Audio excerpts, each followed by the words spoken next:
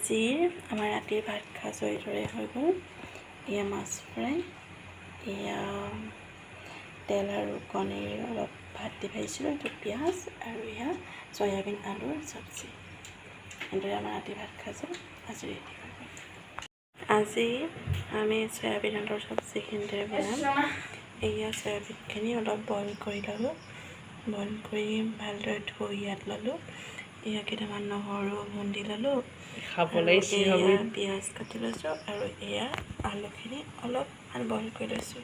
আৰু ইয়াৰ প্ৰয়োজনীয় যিখিনি মছলা, হালধি, জিৰা, ধনিয়া আৰু অকণমান মাংসৰ মছলা, মানে মিট মছলা অকণ দি দিছোঁ, যাতে মাংসৰ চয়াবিনটো অকণমান মাংসৰ সোৱাদ আহে।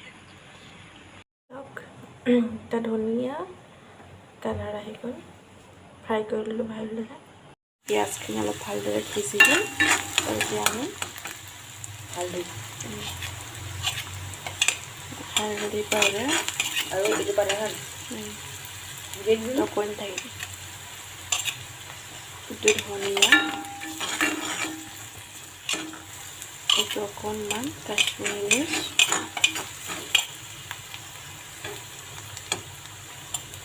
জিৰা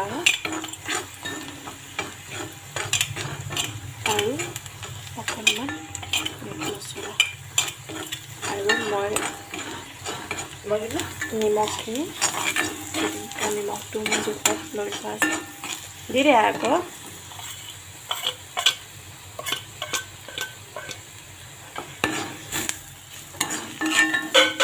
এইখিনি ভালদৰে দি ভাজি লওঁ।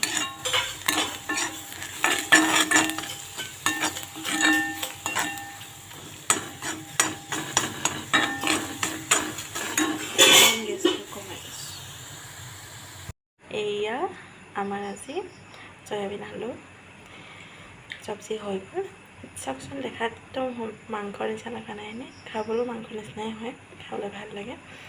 আৰু আপোনালোকে যদি খাই ট্ৰাই কৰি চাব পাৰে, জানো সকলোৱে খায়, ট্ৰাই কৰি চাব পাৰে, একো কথা নাই।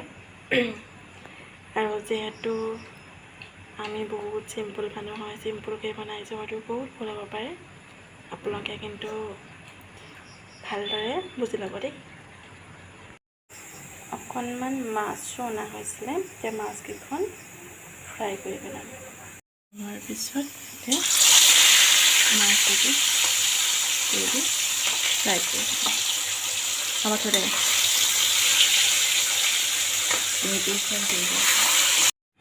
মাছকেইপিচ ভালদৰে ফ্ৰাই কৰিলোঁ ৰঙা কৰি।